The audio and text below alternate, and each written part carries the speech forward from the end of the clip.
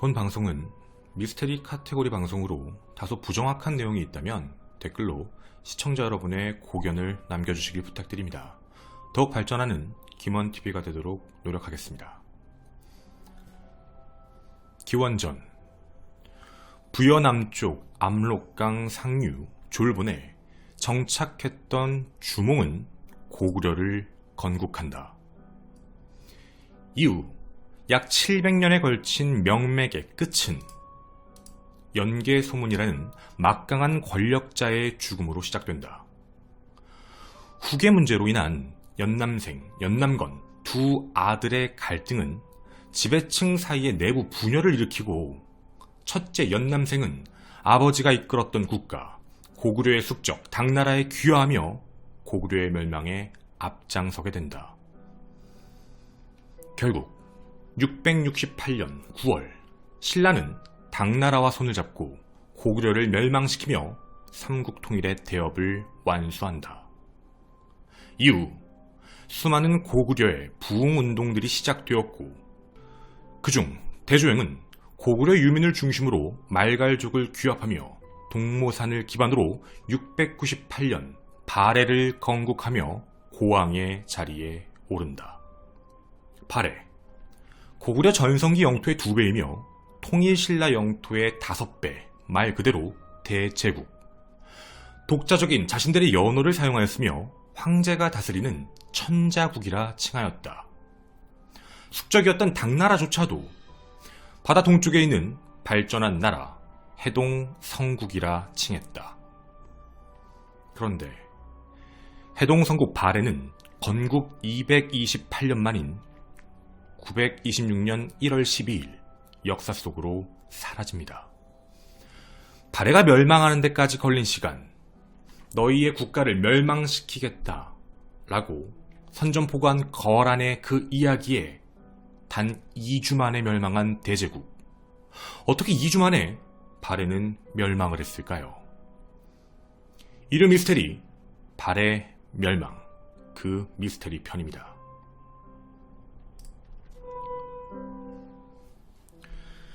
안녕하십니까. 전국 유튜브 독자 여러분, 아프리카TV 시청자 여러분, 김원입니다. 해동성국 발해, 갑작스러운 멸망의 결과일까요? 기록도, 문화재도 많이 전해지지가 않고 있습니다.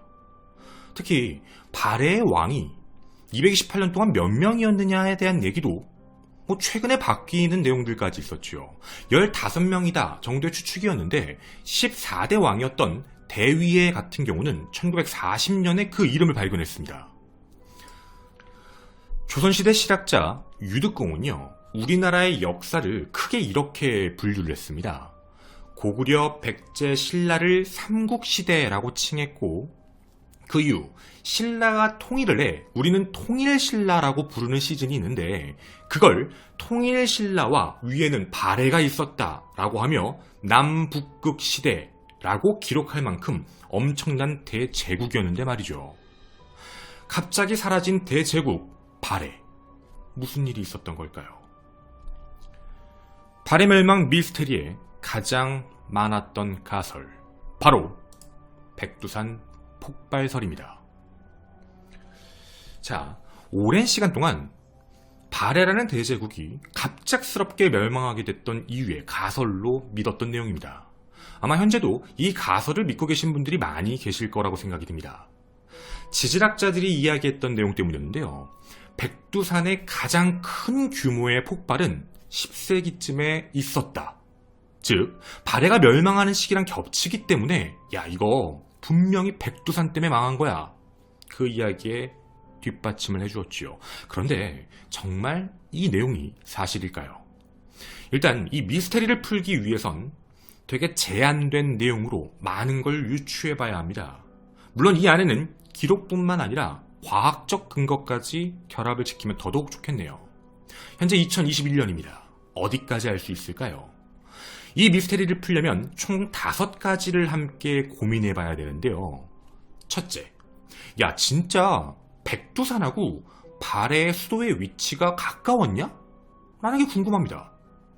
두 번째, 백두산 폭발의 사실과 정말 그 기록들이 모두 공통적으로 갖고 있는 내용이 맞는가? 셋째, 그러면 백두산 폭발은 얼마나 셌는가? 넷째, 백두산 폭발의 시점이 정말 발해 멸망 전이었는가? 다섯 번째, 정말 백두산이 폭발로 하면서 나라 하나가 갑자기 멸망할 수 있는 것인가? 이 다섯 가지가 제일 궁금한 내용입니다. 우선 여러분과 지리적인 이야기를 함께 해보고 싶은데요. 자, 당시 이야기입니다. 백두산이 위치했던 공간과 발해의 당시 수도였던 상경 용천부의 위치, 동모산 옆이었습니다. 보시다시피 그렇게 멀지 않은 곳은 확실합니다. 충분히 엄청난 폭발을 하면 피해를 줄 수 있는 상황이었죠. 자, 그러면 첫 번째 궁금증은 사실로 확인이 됐습니다. 그럼 다음 두 번째 알아야 될 일이 있을 것 같은데요. 정말 과거에 백두산이 폭발한 적이 있을까요? 우리는 백두산이 지금 계속 휴화산 상태로 있기 때문에 폭발하는 걸 본 적이 없습니다. 기록을 좀 찾아봐야겠습니다. 10세기에 대한 내용 말고요. 그 이후에도 혹시 있었는가? 이건 숙종실록입니다. 1702년 5월 20일 이런 기록이 나옵니다. 함경도 부령에 이달 14일 오시에 하늘과 땅이 갑자기 캄캄해졌는데 누름빛이 돌기도 하면서 연기와 불꽃 같은 것이 일어난 듯하였고 비릿한 냄새가 방에 꽉 찬 것 같기도 하였다. 큰 화로에 들어앉아 있는 듯하여 몹시 더운 기운에 사람들이 견딜 수가 없었다. 아침에 가서 보니 온 들판에 재가 내려앉았는데 마치 조개 껍질을 태워놓는 것 같았다. 경성에서는 같은 달 같은 날 조금 늦은 시간에 연기와 안개 같은 기운이 서북 쪽에서 갑자기 밀려오며 하늘과 땅이 컴컴해지고 비릿한 노린내가 사람들의 옷에 스며들었으며 몹시 무더운 기운은 큰 화로 속에 앉아있는 듯하였다. 자, 이 기록은 이후에도 이어집니다. 함경도 경성, 바로 이 지역입니다. 자, 당연히 백두산과 가까운 곳이었지요. 이 안에 있던 내용도 이렇게 적혀 있습니다. 6월 9일 기묘한 자연현상이 발생했다라고 적혀 있는데 사람들이 모두 옷을 벗어 던졌고 땀이 미친 듯이 흘러내렸다. 그리고 흩날리는 재는 마치 눈과 같았으며 사방에 떨어졌는데 그 두께가 한 치가량 되었다. 걷어보니 마치 나무 껍질이 타다 남은 것 같았다. 이런 기록입니다. 자, 분명한 건요. 조선시대에서도요, 뭔가 폭발에 대한 일이 있었습니다. 그리고 백두산이 이렇게 폭발해서 기록이 남아있었구나.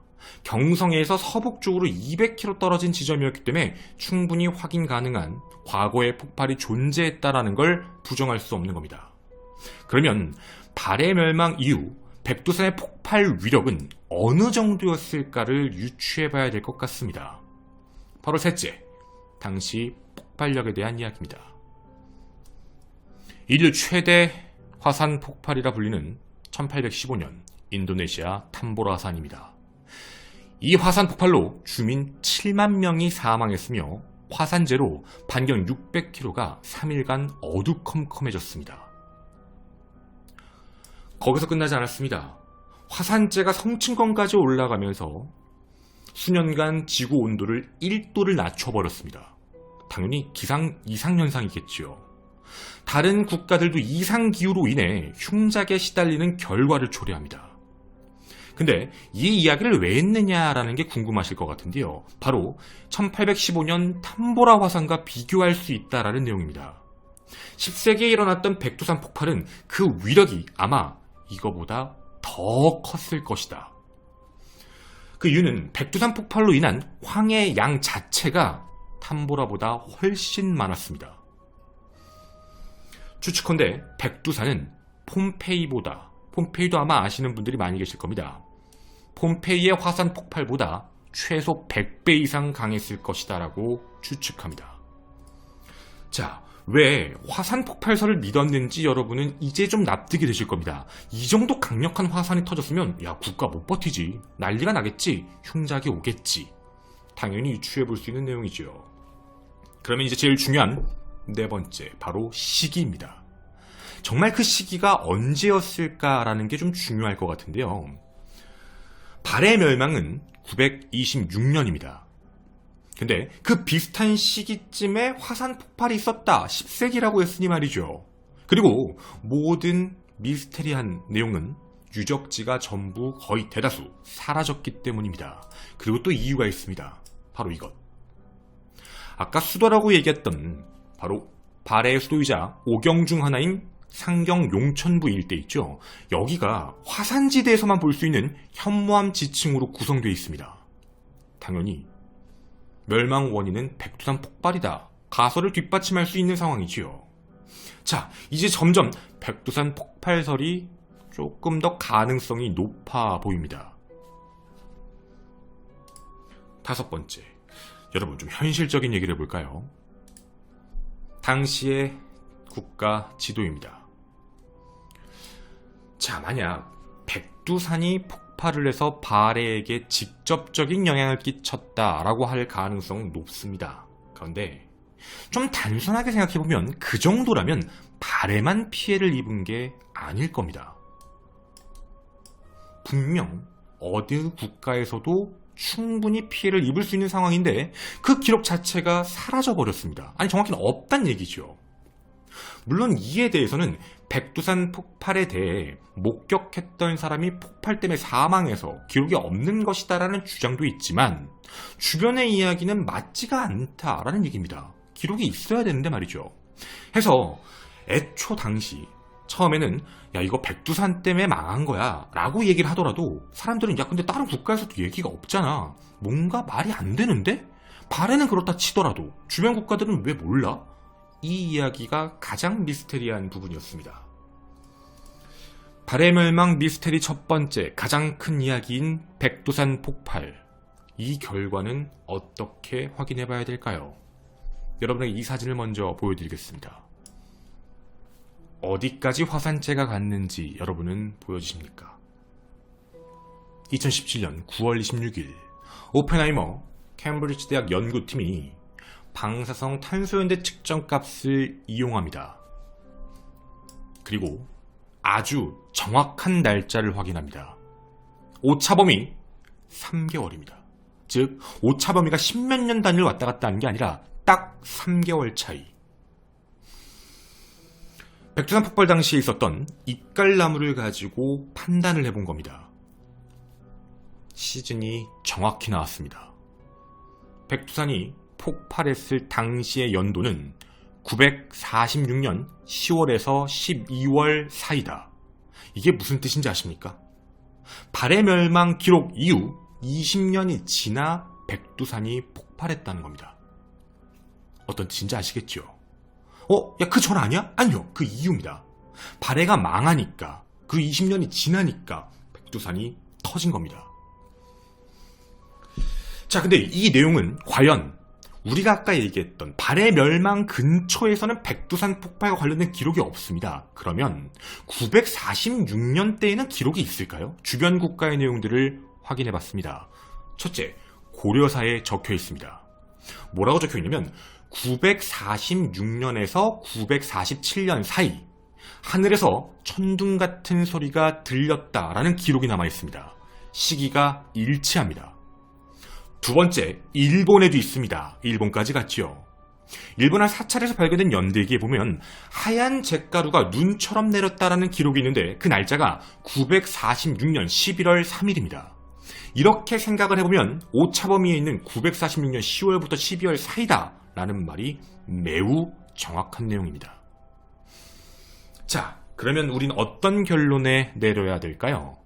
발해 멸망 미스테리에서 백두산 폭발은 상관이 없는 거야. 20년 뒤에 터졌잖아. 야, 이런 얘기 하지 마. 나쁜 소리야. 과학적인 증거를 무시하는 거야. 라는 결론을 내리실 건가요? 틀렸습니다. 여러분, 사람들은 이런 이야기를 합니다. 한 가지 진짜 남는 미스테리함은 폭발이 빵! 하고 한 번에 터지는 게 아닐 수도 있다는 겁니다.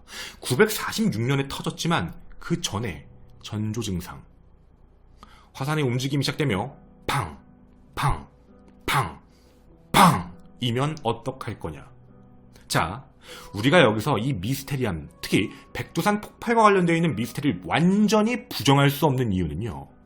백두산 폭발이 아예 상관이 없다를 얘기하는 게 아닙니다. 그럴 수도 있습니다. 단, 이 과학 결과에서 중요한 건 직접적인 원인으로 보기는 어렵답니다. 어느 정도 납득이 되시나요? 백두산이 터지니까 멸망했다는 인과결과가 아니라 어느 정도 영향을 끼쳤을 수도 있고 전조 증상이 없었으면 영향을 덜 끼쳤을 것이고 딱 요 내용입니다. 자, 그러면 우리는 여기서 한 가지를 알 수 있을 것 같습니다. 궁금한 건 딱 남는 게 이거네요. 그럼 도대체 발해는 왜 망한 거야? 아니, 직접적인 건 아닌 게 맞으니까 그러면 간접적인 건 여러 가지가 있을 것이고 그 2주라는 짧은 시간 안에 무너진 애는 이곳은 어떻게 된 걸까라는 궁금증입니다. 저희는 당시 기록이 궁금했습니다. 발해 멸망 미스테리 두 번째, 바로 노상입니다. 발해 멸망 기록을 함께 봐야 될 것 같은데요. 그 전에 있었던 일들부터 함께 간략히 말씀을 드리며 이야기를 시작해 보도록 하겠습니다. 어려운 이야기 아닙니다. 전 역사학자가 아니니 매우 저렴한 단어로 쉽게 말씀을 드리도록 하겠습니다. 거란, 정말 셌습니다. 당시 패권을 쥐고 있었죠. 쉽게 얘기하면 대빵입니다. 거란의 당시 속된 얘기로 황제지요. 나중에 황제에 오르는 거란의 대빵이 서역, 서쪽을 토벌합니다. 서쪽을 싹 다, 그리고 뭔가 대제국의 기틀을 세우고 있었죠. 근데 발해가 이때 한번 잃는 곳이 있습니다. 여러분 아마 요동지역이라는 곳을 많이 들어보셨을 텐데 903년에서 918년 사이에, 그러니까 멸망 전이죠. 그때 거란족에게 요동 일대를 잃어버립니다. 빼앗겼다는 거죠. 전쟁을 되게 잘했나 봅니다. 근데 924년, 즉 멸망 1년 전이었는데요. 924년 거란의 요동전투 때 잃었던 곳, 그곳을 직접 발해가 쳐들어갑니다. 해서 거란 요주자사였던 장수씨를 죽여버립니다. 어떻게 보면 선전포고였죠. 쉽게 말씀드립니다. 내놔, 내 땅, 이 얘기였습니다. 감히 빼서? 근데 여기서 좀 중요한 대목은 멸망 1년 전에 좀 셌네? 좀 속된 얘기로 깡따구가 좀 있네. 그렇게 대제국을 건드렸네. 한번 붙어보자. 약간 이런 마인드였으니 말이죠. 925년 12월 16일 거란의 지도자 야유라보기는 화를 냅니다. 감히? 거의 네가 감이죠. 네가 감히 건드려? 약간 이 마인드로 12월 16일 전면전을 선언합니다. 발에 니네 뒤졌어. 약간 이런 마인드였습니다. 그리고 바로 출정 준비를 해 출정합니다. 불과 딱 5일 걸립니다. 925년 12월 21일 거란국이 출병합니다. 자, 여기서 끝나지가 않습니다. 925년 12월 29일 거란은 발해의 요충지였던 부여성을 포위하기에 이르는데요. 바로 이 모습이었습니다. 포위를 이루고 며칠 뒤에 아예 부여성을 함락시켜버립니다. 그리고 상경용총부 보이시죠? 발해 수도에 있는 곳을 포위하고 926년 1월 12일 발해가 항복합니다. 졌어요. 자, 이게 바로 요사에 적혀있는 기록입니다. 자, 여러분, 불과 너네 뒤졌어, 너네 쳐들어간다, 2주 걸렸습니다. 딱 2주 만에 대제국이 무너져 내린 것이죠. 근데 이 안에 요사의 기록을 좀 자세히 살펴보면 이런 내용들이 적혀 있습니다. 발해 부여부를 포위를 했다라고 적혀 있고, 그리고요 그 이후 상경용천부 쪽을 지나간다, 쳐들어간다라는 내용들도 있는데, 부여를 획득하고 나고 부여성, 부여부를 완전히 장악하고 난 뒤 발해 장수를 모조리 참수했다라는 내용도 있습니다.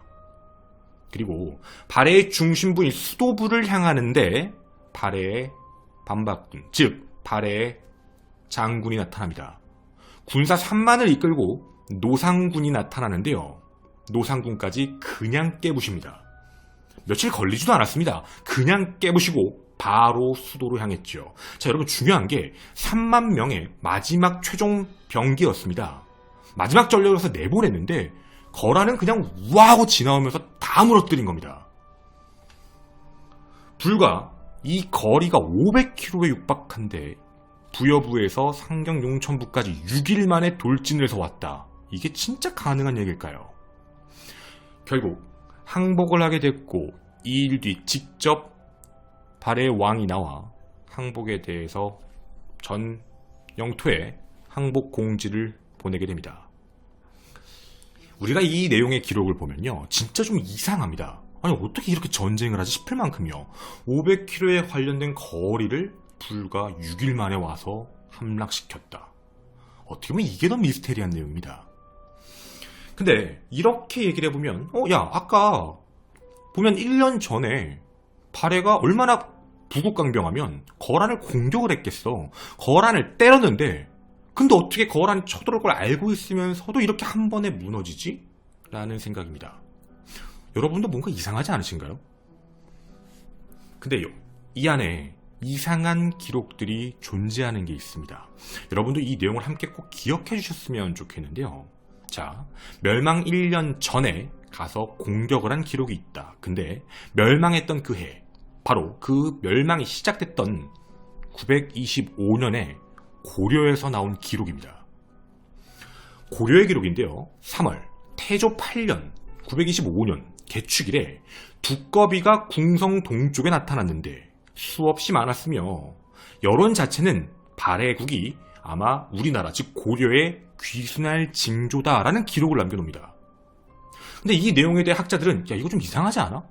아니 924년에 그렇게 잘 나가서 가서 공격까지 했던 애들이 왜 저런 이야기가 나오지? 그리고 실제로 멸망 3, 4개월 전이었던 925년 9월 발해 예부경 대화군과 대균로 등이 백성 100호를 거느리고 고려에 귀화합니다. 그렇게 대제국이고 튼튼한 국가였으면 귀화할 이유가 전혀 없었거든요. 정말 이상한 내용입니다. 그리고 요사에 적혀있는 내용 중에 발해 황제, 발해 왕이었던 대인선이 하얀 옷을 입고 나왔다라는 기록이 나옵니다. 그래서 이거에 대해 학자들은 야, 되게 중요한 사람이 사망한 거 아니냐. 국가를 총책임했던 사람이 사망했고 그 안에서 분란이 생긴 거 아니야? 라는 유출을 했던 것이죠. 그래서 924년 거란 침공이 다른 게 아닐까? 뭐냐면 허장성세, 정확히 표현하면 내부 결속입니다. 내부가 너무 분열이 심하니까 야 조용해, 집중해, 가서 때린다, 공격. 내부를 무언가 결속시키기 위한 수단으로 어쩌면 마지막 발악이 924년 거란 침공이 아니었을까라는 유추였습니다. 자, 근데 여러분 여기서 또 중요한 게 있습니다. 아무리 그렇다 하더라도 남는 이상한 사람이 하나 있지요. 노상입니다. 노상 너무 이상하지 않습니까? 3만 명의 병사를 거느리고 막으러 갔는데 그냥 뚫렸습니다. 참 이상합니다. 근데 이 노상에 대한 기록을 확인해 봤는데 좀 특이한 게 있었습니다. 나중에 발해가 멸망하고 이 장소의 이름은 동란국이 됩니다. 동쪽에 있는 거란국이라는 뜻이죠. 동쪽 거란국. 그래서 동란국이라는 이름이 있는데 이 동란국의 재상이 노상입니다. 우연일까요?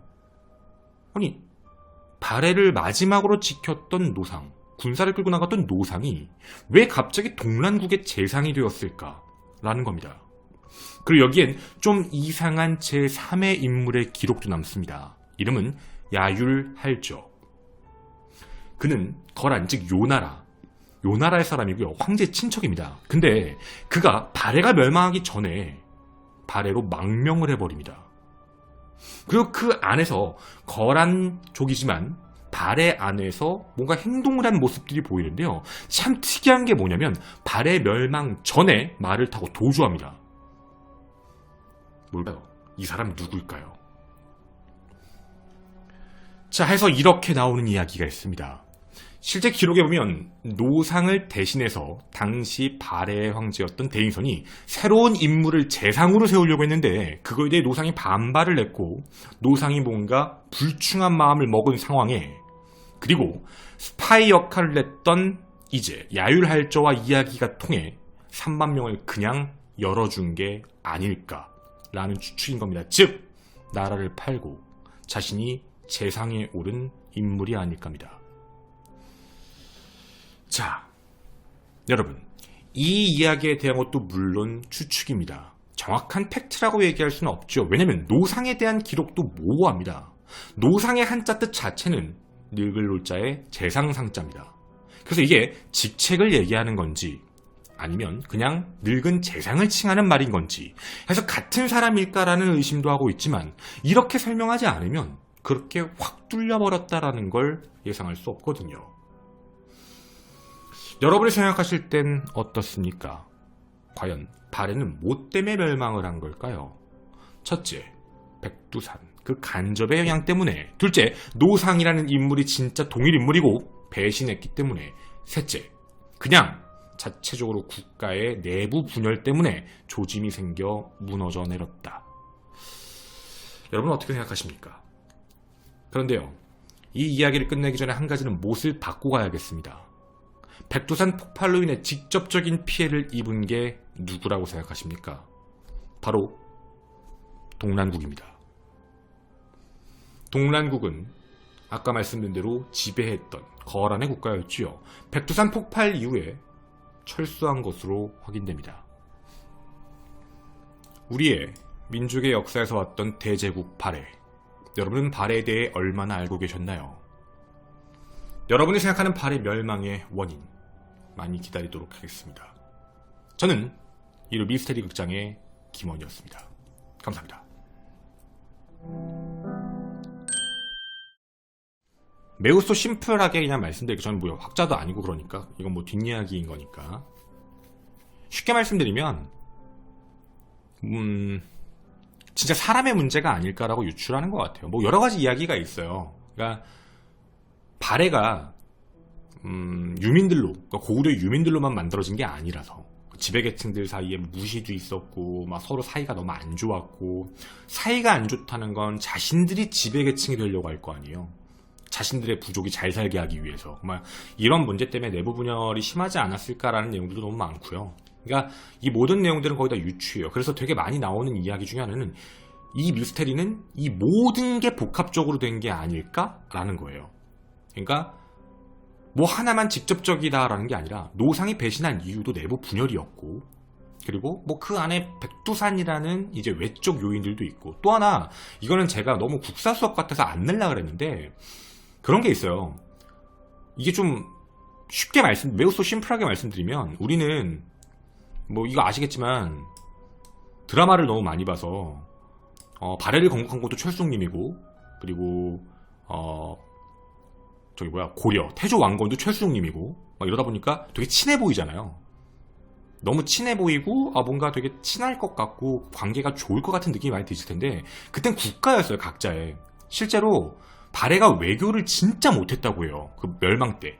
그러니까 다른 국가들은 다 이제 자신들의 영토를 지켜야 되고 어쨌든 친화 정책을 써야 되잖아요. 근데 발해가 그걸 되게 안 했다고 하더라고요. 그래서 실제로 발해가 공격을 당할 때도 그 누구도 안 도와줬대요. 도와주지도 않았고 실제로 고려는 가만히 있었고 그러니까 최수종의 후손을 안 도와준 거죠. 네, 그러니까 그거고 통일 신라 이제 신라였죠. 당시 신라는 이제 깨지고 나서 신라가 뭐 얘기로는 뭐 이게 정확한지는 모르겠는데 신라가 뭐 도와줬다. 신라가 도와서 발해를 같이 공격했다라는 얘기도 뭐 있다고는 하는데 저도 잘 모르겠어요. 그런 쪽의 내용은 너무 딥하게는 안 봐서. 근데 이런 내용들로 보면은 확실히 발해가 좀 말년이라고 하는 게 좋겠죠. 마지막 그러니까 228년 동안의 그 기간 동안 끝에 갔을 때 좀 통치기반이 많이 흔들리지 않았을까라는 것들도 많이 추측하시는 것 같아요. 이게 또 왜 그러냐면 제가 이거 좀 머리로 하는 거라 정확하지 않을 수 있어요. 이건 뒷이야기니까 여러분. 발해가 228년이 있었잖아요. 왕이 15명이잖아요. 근데 이것도 뭐 중간에 왕이 더 있냐 없냐 이런 얘기도 있나 봐. 16명이네 뭐 이런 얘기도 있는 것 같은데 그건 잘 모르겠고요. 15명이면 15명이 228년간 통치했으면 대충 나눠보면은 뭐 이렇게 나오잖아요. 연도가. 아, 한 명이 다스린 연도가 뭐 20년도 안 됐구나. 약간 평균적으로 이렇게 나오실 텐데, 그게 아니에요. 사실 그게 아니었고, 한 명, 그러니까 문왕이었나? 3대왕이었나? 문왕인가가 57년이가 통치를 했대요. 그러니까 실제로 한 왕이 57년을 통치를 했어요, 발해는. 그러니까 228년 중에 57년 빼고 약 150년, 160년을 14명의 왕이 돌아간 거예요. 그러니까 한 명당 통치를 했던 재위 기간이 그렇게 길지 않았을 확률이 높다는 얘기거든요. 근데 여러분들 아시겠지만 어떤 국가든 왕이 금방금방 바뀔 때 아시잖아요. 왕이 빨리 바뀐 거, 뭐 신라도 그랬지만 나중에 망할 때 보면은 왕이 계속 바뀌어요. 그러니까 이렇게 됐을 때는 통치 기반도 많이 흔들리고 기반이 흔들리잖아요, 계속. 그러면은 뭐 그 안에서도 문제가 생길 수도 있고. 그래서 아마 전반적으로 좀 문제가 있지 않았었을까라고 많이 유추를 하는 것 같아요. 그래서 924년에 그 발해가 거란을 건드린 거는 객게 아니었냐, 그러니까 일부러. 그러니까 이제 자신들 국가의 결속력을 다스리기 위해서 했던 선택이었는데 그게 이제 역으로 화근이 된 거죠. 그러니까 근데 이 얘기도 틀렸다는 게 아니라 그런 얘기가 있어요. 아니, 그렇게 공격하면 쳐들어올 거 알 텐데 진짜 싸울 자신 있었을까? 이런 거. 진짜 붙어서, 아니, 자기들도 지금 위험하다는 거 알 텐데 그 당시에 이제 패권을 쥐고 있던 나라를 건든 거잖아요. 빵! 쳐가지고 와! 하고 들어오면 그걸 어떻게 그런 생각을 안 했을까? 그러니까 자신감이 있으니까 했겠지. 그래서 군사력이 좋았던 거 아니야? 라고 예상하는 사람들도 있어요. 그리고 이거는 좀 전쟁에 대한 이야기이긴 한데 요 얘기도 좀 말씀을 좀 드리면 이게 원래 방식으로 쳐들어온 게 아니었대요. 뭐 원래는 대부분 뭐 이렇게 요동 쪽인가? 이쪽으로 들어오는 게 국룰인데 이게 얘네가 옆을 친 거래요. 원래 이렇게 안 친다고 하더라고. 나도 이 자세히는 모르겠어요. 그러니까 애초에 발해도 이쪽으로 쳐들어올 거라고 예상을 안 하고 있다가 당했던 거였고, 그래서 요동을 수복했으니까 요동을 공격하겠지라고 생각하고 있어서 요동을 준비했는데 이 옆구리를 맞은 거죠. 뭐야 이거, 이런 얘기들도 있는 것 같아요. 그래서 참 모호해요. 뭐가 정확히 맞다 이런 얘기하기도 그런 것 같고, 그러니까 참 난해하죠. 근데 여기 중간이 너무 훅 뚫렸다라는 게, 그리고 그 이야기가 가장 강력했던 것 같아요. 그러니까 노상이라는 사람이 산만 가지고 마지막 최후 방어를 하기 위해 시간을 끌기 위해 들어갔는데 시간을 끈 게 아니라 바로 뚫렸으니까. 그래서 네, 발해의 멸망은 노상 때문이 아닐까라고, 마지막 이제 진짜 막 여러 가지 외적 요인들이 있었지만 거기다가 마지막 버튼을 누른 게 노상이 아닐까, 뭐 이런 이야기들도 있는 것 같아요. 저는 정확히 모릅니다. 그래서 그냥 이렇게 해서 말씀을 드린 거고요. 저희가 뒷이야기로 해서 좀 말씀을 드리지만 아까 인트로 부분에 저희가 이제 세계, 이제 각 국에 계신 저희 김원 가족분들, 유튜브 보시는 분들에게 부탁을 드렸던 이유는, 저도 이런 역사 방송을 할 때 교육적 목적은 뭐 당연히 강하지가 않죠. 내가 뭐 어떻게 가르쳐요? 전 가르칠 수 없어요. 이건 미스테리 내용이기 때문에 확실하지 않을 가능성도 높고, 앞으로 나오는 얘기도 마찬가지죠. 그냥 진실이든 아니든 그냥 진위 여부에 대한 문제는 찾아봐야 되는 그런 걸로 이제 여러분과 얘기를 하는 건데, 이거를 왜 하지? 라는 결론에서 생각보다 우리나라 문화재가 외국에 많이 있더라고요.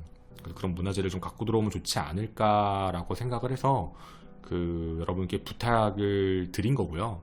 그래서 이제 뭐 저도 일본 건 많이 봤어요. 일본 것도 보고 했는데 뭐 프랑스에도 많이 있다 그러더라고요. 그래서 이제 각 국에 혹시 경매 같은데 우연히 들어가셨는데 거기에 한국 관련 이제 대한민국의 문화재가 만약에 나와 있다라고 한다면 저희에게 꼭 이메일로 제보해 주시면 좋겠습니다. 너무 비싼 거는 뭐 사실 저희가 살 수는 없겠지만 최대한 저희가 할 수 있는 선에서 구매해서 김원가족이라는 이름으로 문화재청에 기증을 해서 여러분이 언젠가 박물관을 가셨을 때 거기에 이제 딱 뭐 김원가족이라는 이름으로 있으면 좋으니까 그렇게 좀 좋은 취지로 해주셨으면 참 좋겠습니다.